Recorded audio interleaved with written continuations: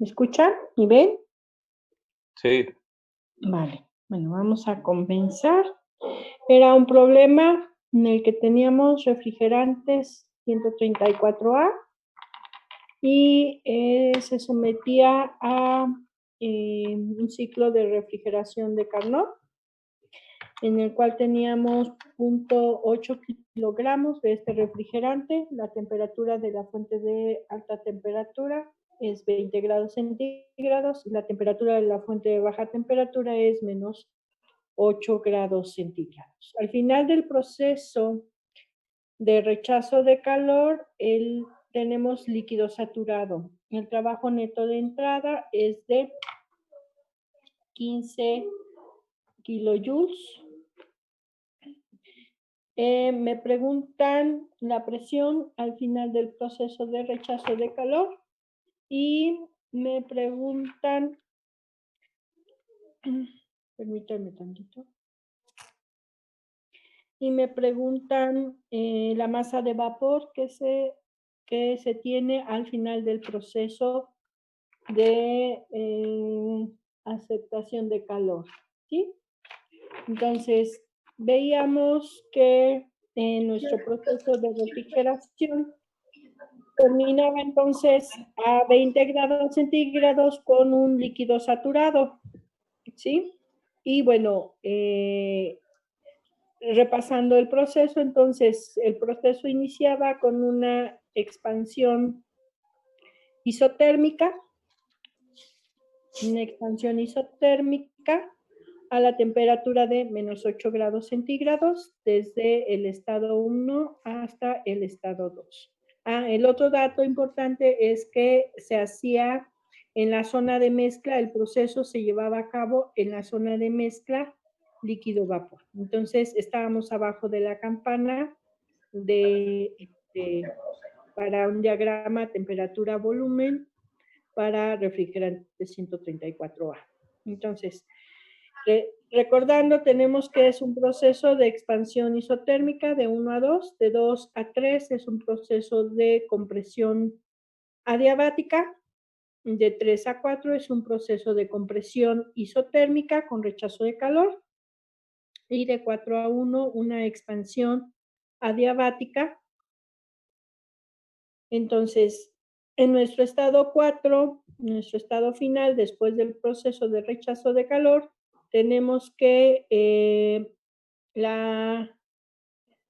tenemos un líquido saturado, por lo tanto, a la temperatura a la que se encuentra el líquido, la presión que corresponda a la presión de saturación se corresponderá entonces a la presión en ese estado. Y buscábamos directamente en las tablas de vapor para refrigerante 134A, la presión de saturación a 20 grados centígrados, que era 552.07 kilopascales, ¿sí? Entonces, ahora nos piden también calcular la masa de vapor que se tiene al final del proceso de absorción de calor, en este caso, en el punto 2. Y les preguntaba que qué nos pedían. ¿Se acuerdan qué nos pedían? Acá está lo mismo. Pedían la fracción de la masa del refrigerante. La fracción de masa de refrigerante. Y esta fracción de masa de refrigerante, que es la fracción masa de vapor, ¿cómo se le conoce en otra terminología?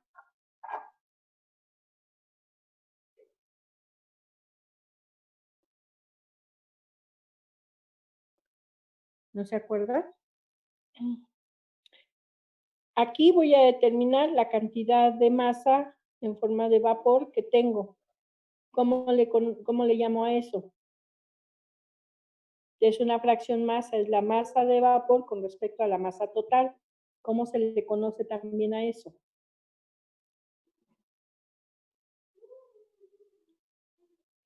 Se le conoce como calidad de vapor. ¿Ya se olvidaron? Qué rápido se olvidan, muchachos. ¡Ey! ¿Me escuchan? ¿Hay alguien ahí? Sí. Queda llamando a Marte. Ok, entonces, Vamos a determinar la calidad de vapor en el punto 2. ¿Qué necesitamos para determinar la calidad de vapor, chicos?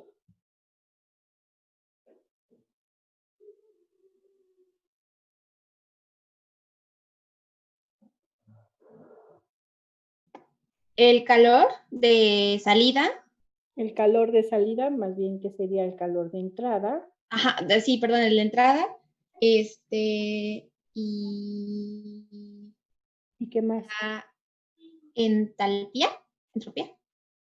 Pues la entalpía. ¿Y cómo calcula usted la entalpía? Se saca de tablas, ¿no?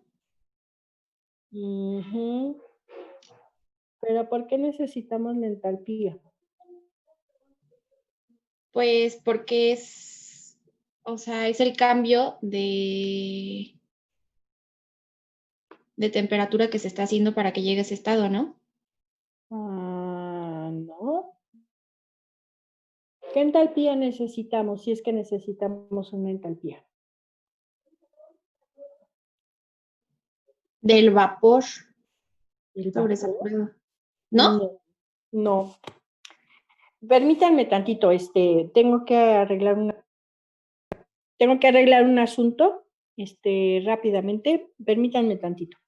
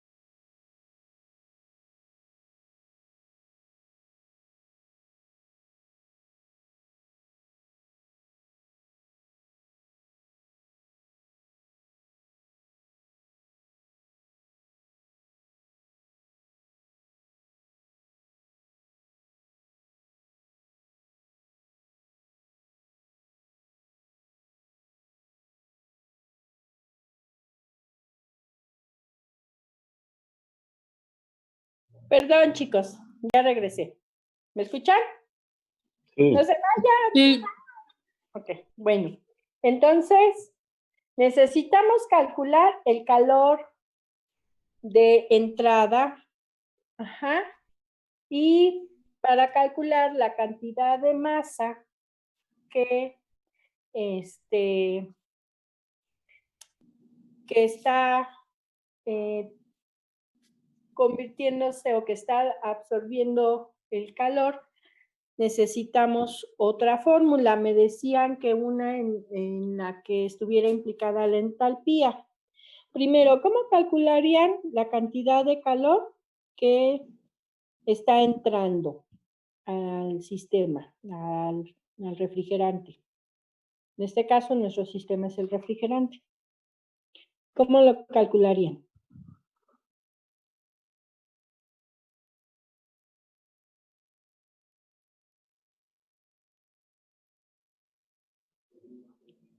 Con la fórmula de la eficiencia.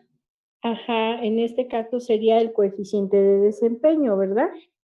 Y sería el inciso A. Coeficiente de desempeño de un refrigerador, pero reversible. ¿Sí? El coeficiente de desempeño de un refrigerador, ¿cómo se calcula?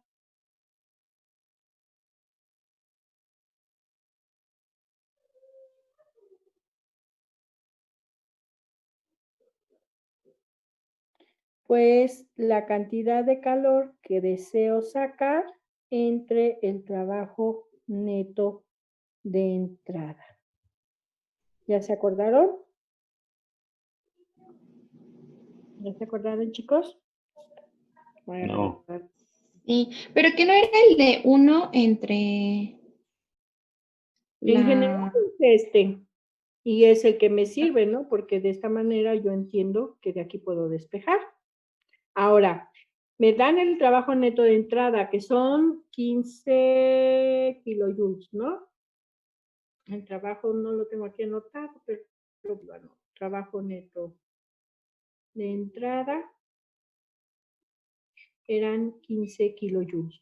Tengo ese valor, no tengo el coeficiente de desempeño, pero tengo las temperaturas, como es un refrigerador de Carnot, tengo las temperaturas de la fuente de baja temperatura y la fuente de alta temperatura. Entonces puedo calcular el coeficiente de desempeño. Entonces, de aquí puedo despejar el calor que se absorbe de la fuente de baja temperatura. Entonces, el coeficiente de desempeño, ¿cómo lo calculo? De desempeño para un refrigerador reversible, un refrigerador de Carnot. Ahora sí, la que me decía, la que es igual. Es 1 entre temperatura de entrada, Entre temperatura baja menos. menos 1. Ajá, acuérdense que la temperatura tiene que ser temperatura absoluta, ¿sí? Entonces, vamos, sustituimos y aquí 20 grados centígrados sería, ¿qué? Pues ya lo tengo acá. Serían 293.15 y la temperatura de baja sería 265.15 Kelvin. Entonces, tengo que, la de alta serían 293.15 Kelvin entre 265.15 Kelvin menos 1. ¿Cuánto les da el coeficiente de desempeño?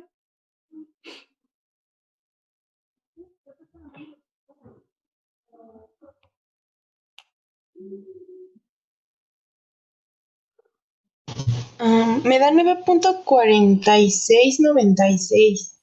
Ok, 9.4696. Y acuérdense que esto no tiene unidades, ¿ok? Entonces, este es el coeficiente de desempeño para el refrigerador reversible o refrigerador de Carnot.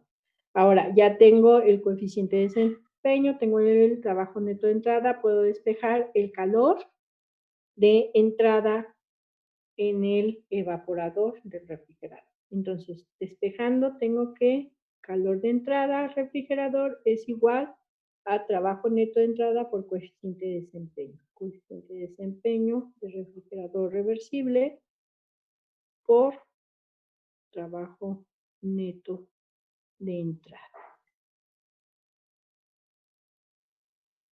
Y esto es igual a 9.4696 por 15 kilojoules. ¿Cuánto les da el calor de entrada? 142. 0.44. 142.44. 0.44. 0.44, ok. 32.044 y estos son kilojoules. ¿Ok? Ahora, esa es la cantidad de calor que entra al que absorbe el refrigerante, ¿sí? A mí me están pidiendo la cantidad de masa que se está evaporando, la cantidad de refrigerante que se está evaporando,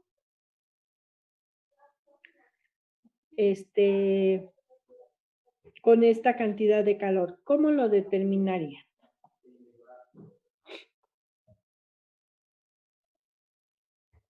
Yo sé que el calor, ¿de qué otra manera lo puedo calcular? Sería la masa por, ahora sí, la entalpía, La masa. por el cambio de entalpía. Nada más la entalpía. ¿Cómo calculo la entalpía? Ojo, observen aquí, mi proceso. En mi proceso de 1 a 2, la temperatura es constante. ¿Y la presión, chicos? La presión también, ¿no? La Solo presión el también volumen es el que aumenta. es el que cambia. Ajá.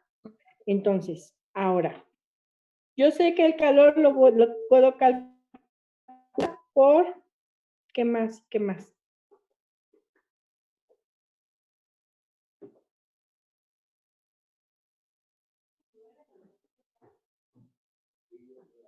Los que estuvieron conmigo el lunes en la práctica de laboratorio deben de saberlo. Y tienen que tenerlo fresquecito.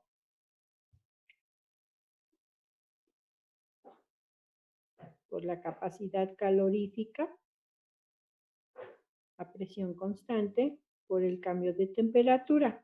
Y esto, este término, ¿qué es?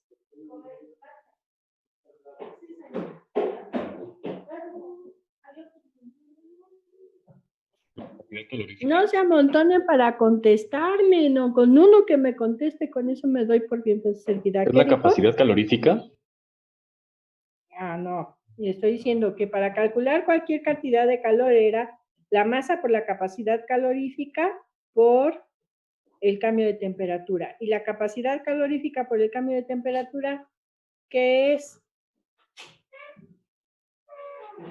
Entalpía. El cambio de entalpía. Así es. ¿Ok? En este caso, ¿qué está sucediendo de 1 a 2?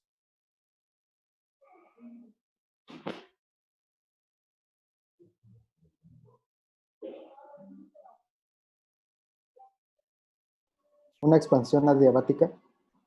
Una expansión adiabática debido a una absorción de calor.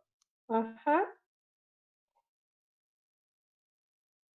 Una expansión, no, perdón, no es adiabática, es isotérmica debido a una absorción de calor, ¿sí?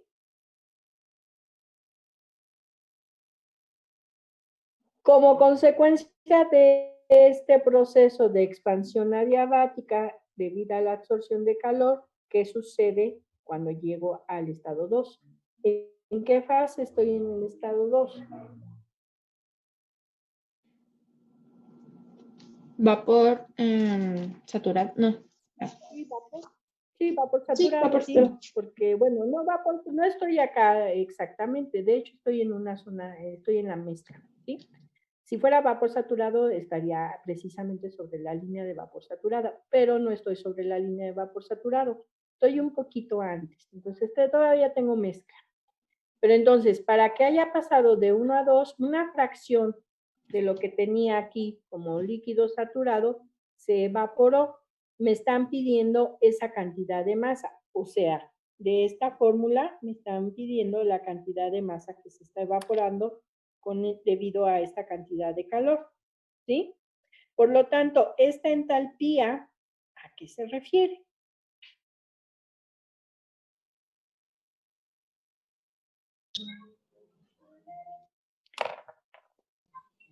¿Al vapor? No. Ni tampoco al líquido.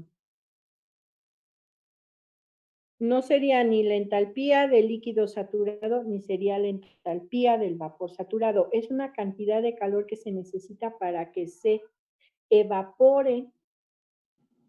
Es HFG, ¿no? Que es el de ¿La líquido. entalpía de qué? ¿Cómo le llamamos esa entalpía? Ay, se me olvidó el nombre. La representamos como HFG. Es de evaporación, ¿no? La HFG. entalpía de evaporación, exactamente. Esa es la que necesitamos. ¿Por qué esa? ¿Y por qué no la entalpía de líquido saturado o la de vapor saturado? ¿Por qué precisamente esta cantidad? Recuerden que es la entalpía de vaporización y entonces es la cantidad de calor que se necesita para que una cantidad determinada, en este caso 1 kilogramo de sustancia, se cambie de líquido saturado a vapor saturado, ¿sí? Se vaporiza. Entonces, esa es la definición de esta. ¿Por qué no HF o por qué no HG? Porque no estamos ni en un estado ni en otro.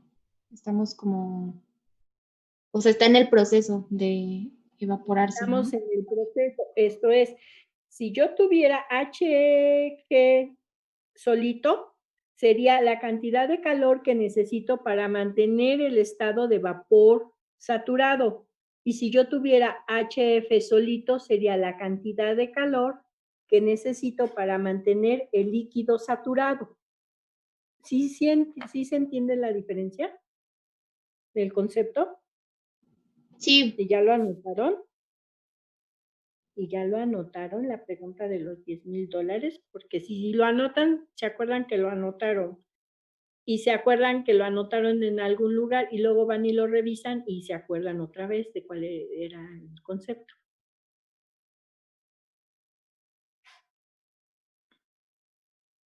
Entonces, ¿ya lo anotaron? Ya. Vale.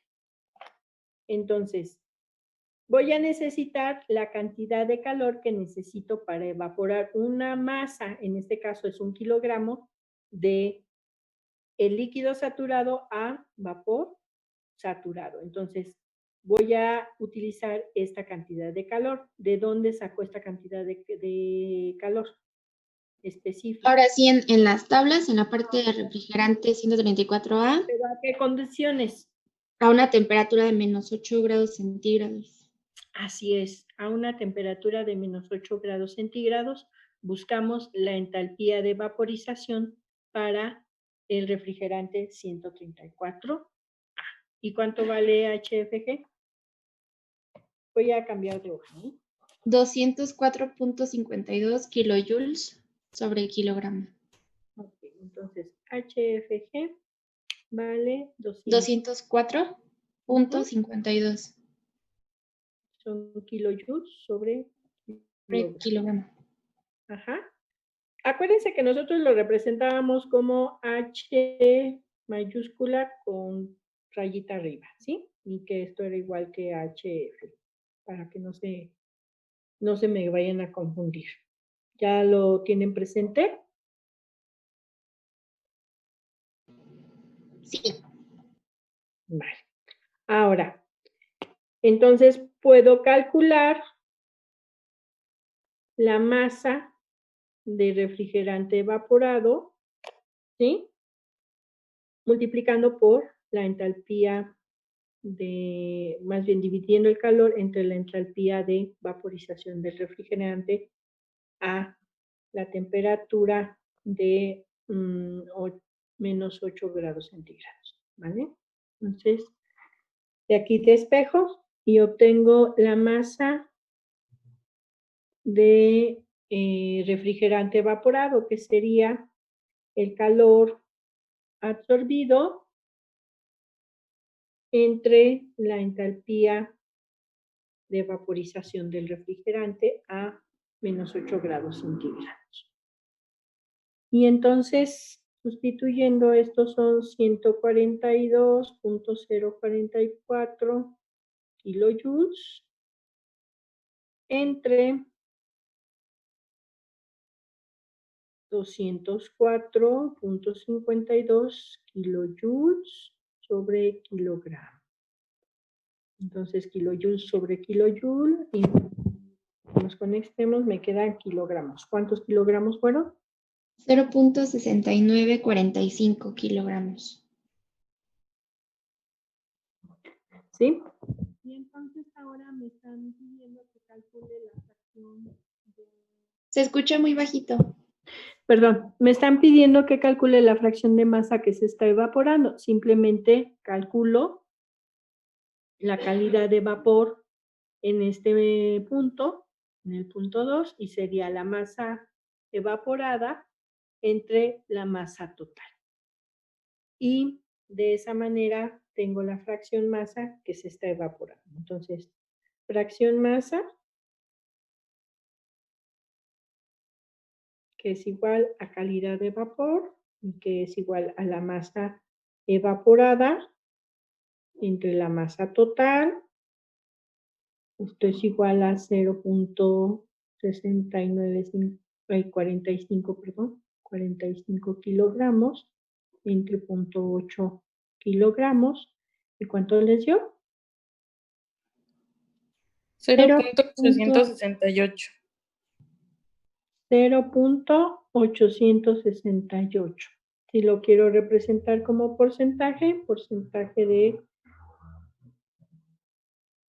calidad de vapor sería igual a 86.8%. ¿Sí? Y de esta manera puedo calcular.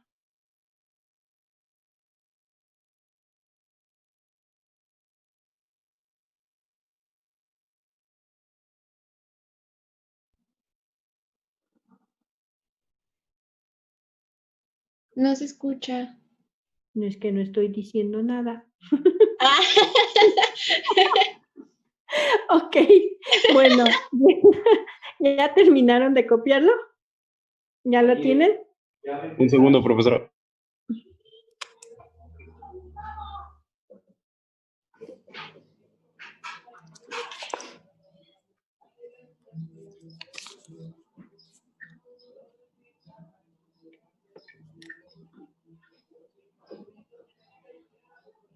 Ahora sí, ¿ya lo copiaron?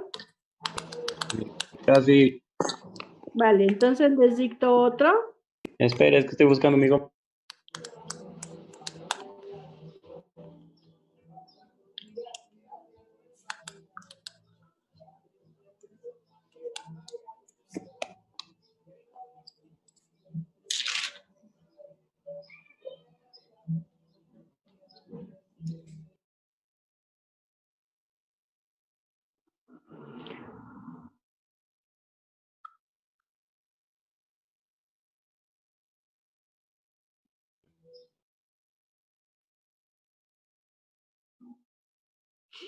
Vale, entonces ya les dicto.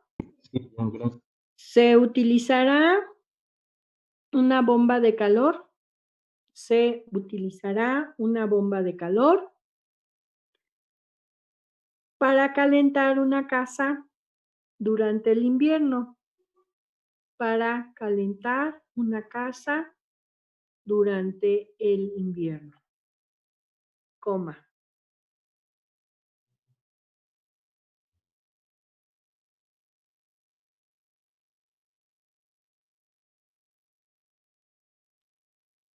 La casa se debe mantener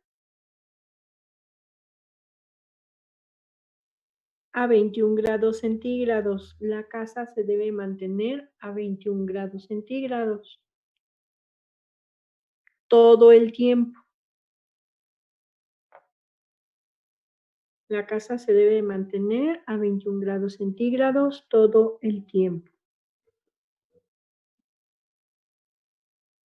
Y se estima que pierde calor a una razón de 135,000 kilojoules, repito, 135,000 kilojoules por hora.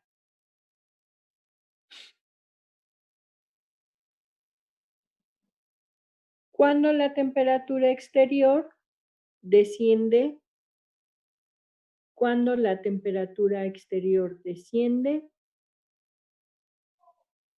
a menos 5 grados centígrados. Punto y seguido.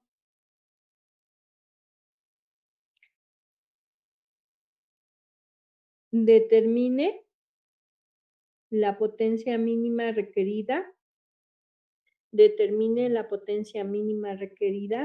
Para impulsar esta bomba de calor. Determine la potencia mínima requerida para impulsar esta bomba de calor.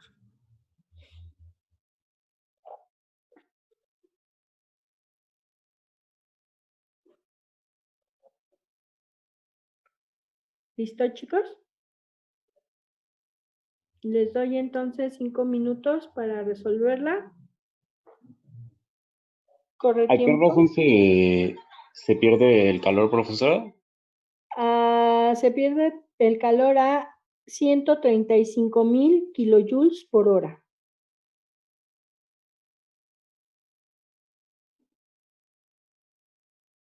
Gracias. Vale, entonces les pongo cronómetro y les doy 5 minutos.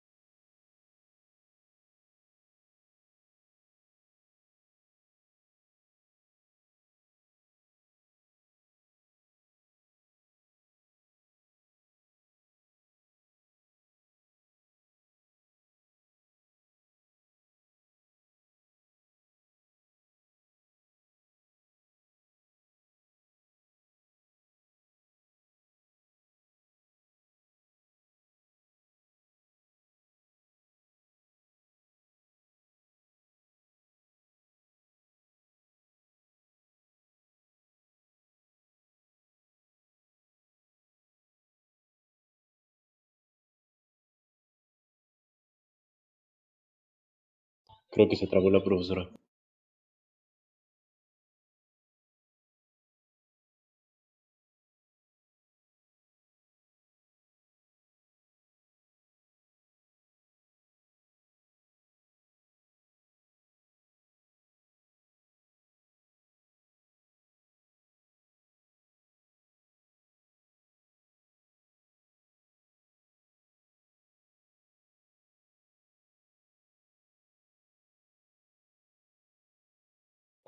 ¿Ya está? A ver, pongan sus... Ujú.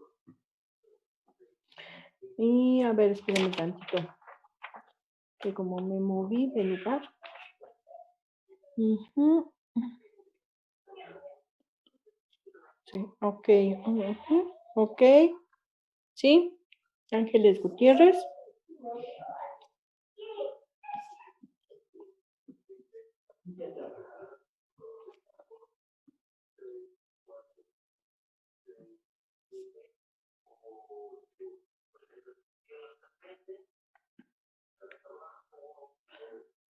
Estamos a...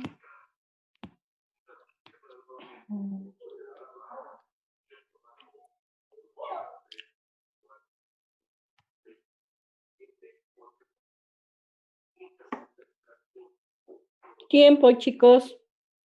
¿Nadie más?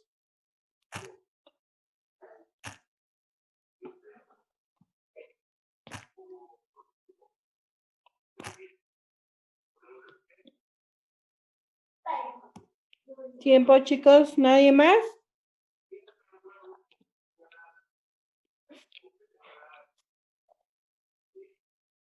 Ok, bueno. A ver, Ángeles Gutiérrez, por favor. Explíquenos cómo se resuelve el problema.